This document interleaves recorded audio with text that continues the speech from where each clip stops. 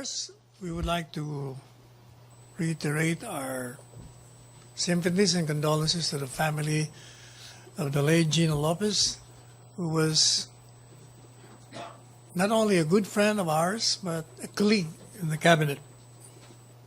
We're going to miss her.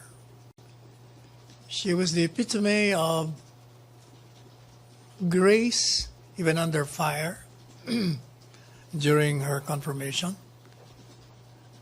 proceeding. She impressed me particularly for having a good heart, a generous heart, always thinking of the upliftment of the poor, improving their status in life. She had indefatigable spirit.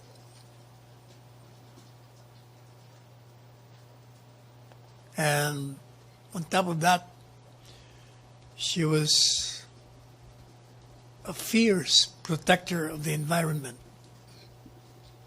And she didn't stop.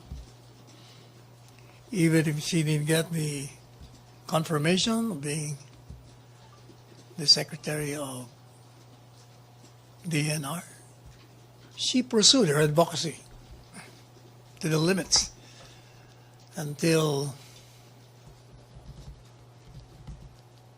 the life beyond has called her to join it.